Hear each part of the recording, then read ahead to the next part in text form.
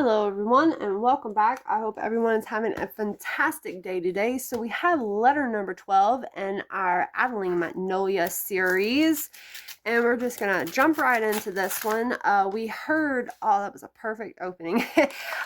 We heard from Lord Windermere in the last letter and his disappointment about Miss Arden's refusal to his proposal to marry him. And of course, we all know that she's holding a secret and that he doesn't know what the secret is, and we're trying to figure this secret out. So let's hope that perhaps we'll figure this out. I know Christmas was coming up and Udell was coming up. Ooh, what's this? Ardue? Miss Harriet Nicholson? Uh-oh. That's not good. That is not good. That is all it says. That is all it says is this. That to me, that's scary. I know she was pursuing Lord Windermere in the last couple letters. I mean, pretty much almost stalking him, if that was like the correct term for back then. But I mean, that was pretty much what she was doing. So yeah, so Christmas and Yuletide was coming up, and let's see here. We have, oh, we just have like about a page and a half, so not very long. Looks like they're writing to Lord Windermere here. So somebody is writing to Lord Windermere. I have to cheat and find out.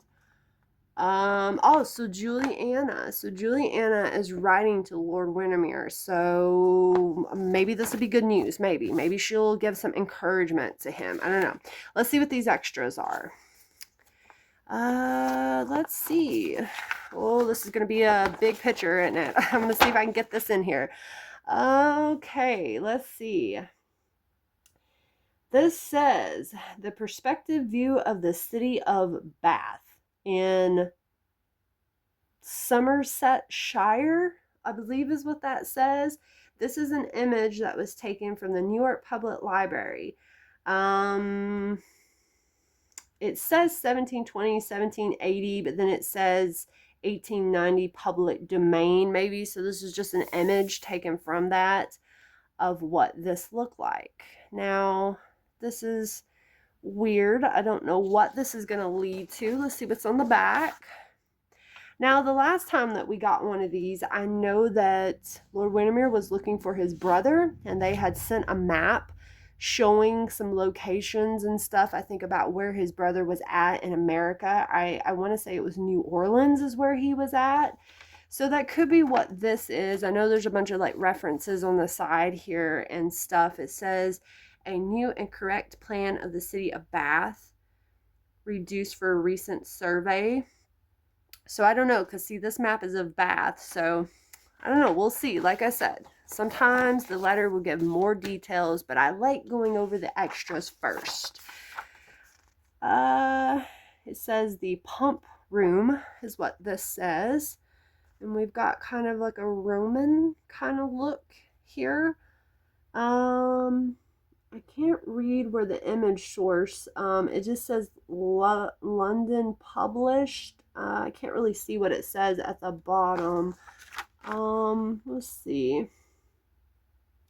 It just says image source, Bath, the pump house. Hill John, 1770 to 1850. And this comes from the Library of Congress. And this is what the back looks like. I love these big open rooms and these big windows. I really love that style. And of course you can see here that the women are dressed Regency-like, their style of dress here. So that's pretty cool. So okay, so we'll set that to the side. And then right here we have the public bathing at Bath, a steaming alive. Is that what that says? Maybe it says stowing alive, but either way, it says image source public bathing at Bath, 1825, I believe. This is just an image source. What are these two people doing up here? These are two random people up here in the window looking at these people down here. That is weird. This guy, he looks horrified. I don't know what's going on there, but just some of the stuff is like pretty funny. And then we have this on the back, and it says a bath race. There's some people on crutches, and like I don't know what's going on. But this is pretty funny. So yeah, so that's like a funny little comic kind of thing.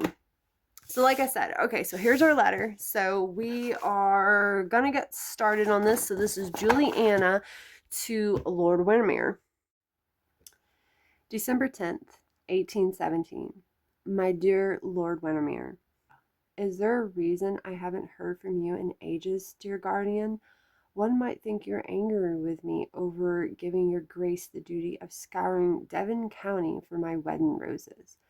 But I don't think it is the reason for your silence. In fact, had Finn and I not returned to Avery Abbey to find Adeline shut back up at Magnolia Grove, as isolated and hermit as she was before our party arrived this summer, I might consider the roses. There has, however, been such a relapse in my dear girl since your departure last month that I can only garner the two of you are suffering from the same malady. Are you certain your suffering is not needless? As to this subject, I will pry no further, only I will tell you that Adeline positively refuses our invitation to join us in London for Christmas. I was not surprised, of course, especially considering her relapse. But my dear Finn doesn't understand it, and I hadn't intervened as peacekeeper. There may have been unchristian words exchanged. No one can ever accuse me of speaking ill of my husband, dear Liam, for I do so adore him, but I'm not ignorant to the fact that he is slightly more oblivious than is common in your sex. Were it not for his excellent heart, it would drive me quite distracted. But I have my ways of helping the dear man see things more clearly. In fact, we exchanged our plans and managed to coach Adeline into joining us for Christmas in Bath instead. She has always wanted to see where I lived before my parents died, and the old Duke's kindness rescued me. Now I am at liberty to show her that lovely place, and will perhaps be successful in distracting her from her melancholy. Indeed, we have been in Bath these past 2 weeks, and I was convinced Adeline was beginning to improve, but now I am not as certain. When we first arrived, she willingly omitted all her engagements with us, and she even seemed to be enjoying some of the operas and reenactments. About 3 days ago, however, Miss Harriet Nicholson arrived. You remember Miss Nicholson, the viceroy's daughter, who was ever setting her cap at you. Anyway, things began to change once she arrived in Bath. She made her arrival known to us last Tuesday with her calling card, which is distastefully decorated. As Adeline and I were not at home, she called upon us again that Sunday, proof of her lack of breeding, and found us quite in the middle of taking our afternoon tea. Finn happened to greet her on his way out, and told her we were in the great parlor. Her visit was trite, to say the least, and it has left me feeling quite unsettled ever since, for she asked some strange questions of my dear girl. Then, for some ungodly reason, that vile man, Lord Portlandton, arrived in Bath on the following Sunday. We first came across him while strolling near the Royal Crescent that afternoon. He actually greeted Finn and I quite civilly, to be honest. I was so shocked by the change in him, I nearly missed the chillingly familiar look of greed he bestowed upon my dear girl, who had accompanied us on our outing. I'm not much of a simpleton as to have commented upon what I saw in my dear Miss Arden, how defensive he became when we were teaching Adeline London's latest waltz. But I feel no hesitation in telling you I do believe the villainous man has at least resigned his attentions toward me, and is now fixating his matrimonial designs upon dear Adeline. I was not very concerned about Portington's sudden appearance in Bath until the afternoon when I went to the dressers for a final fitting of my gown for Lady Barbel's Christmas Eve ball. Adeline accompanied me, for she too was being fitted. However, her appointment was shorter than mine. She has not indulged in the sweets so much as I this season. Before I was fully finished, Miss Harriet arrived at the dressing and begged Adeline to go to the pump rooms and take the waters with her until I was finished. I made no secret of my feelings regarding Miss Harriet. I do not like her or trust her. There is something grasping in her nature that is quite unsavory. However, I encouraged Adeline to go. My hope was that in doing so, the waters might help ease her melancholy.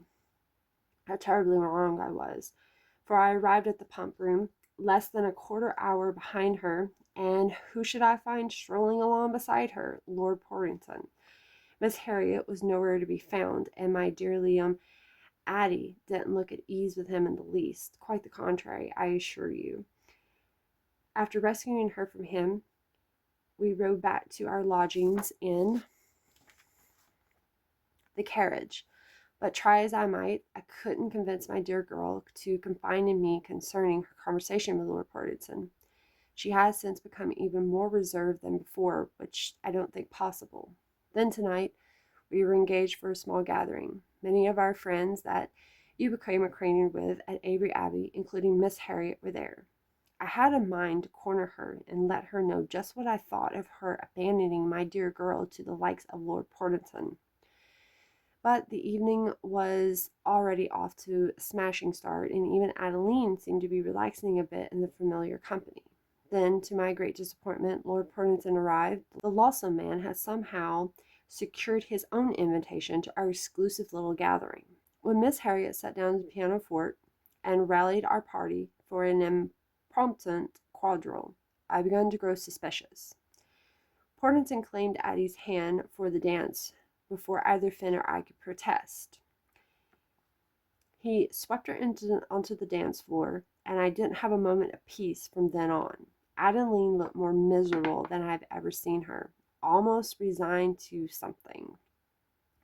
The longer she danced, the more unwell she looked, until I was finally forced to send Finn to intervene. When I demanded he escort her home so I could put my dear girl straight to bed, she was silent the entire carriage ride home. All the way to her bedchamber, she was silent. Then, even in the confines of her bedchamber, when it was only the two of us, Adeline refused to confide in me concerning Lord Portington and his alarmingly familiar behavior.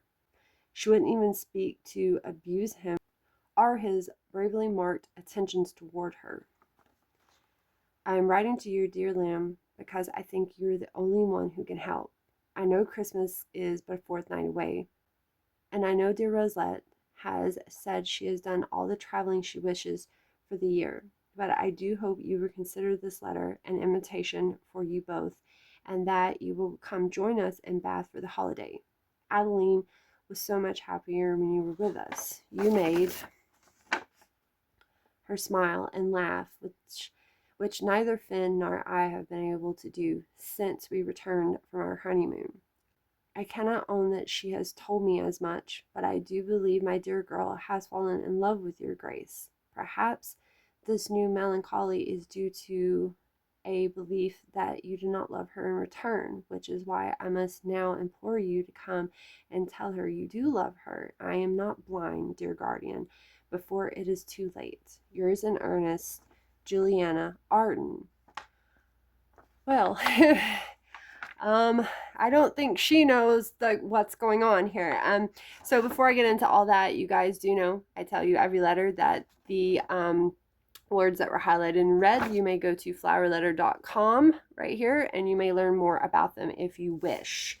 If you do not wish and you would like for me to, do just let me know, and I will certainly do that for you guys.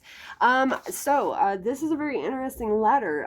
There is something going on with this man. Like, I don't know if he is threatening her or he has something to do with her accident, and maybe he knows. I feel like he's going to try to threaten Adeline to maybe try to get her to marry him so he can get her money. I don't know.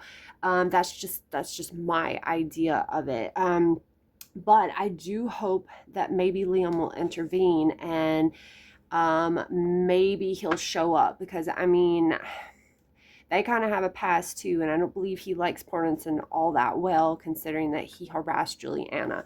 So I don't know really what's going on there. Miss Harriet seems to be a part of it too. So maybe she knows what's going on and she's trying to provoke it. That's just what I think.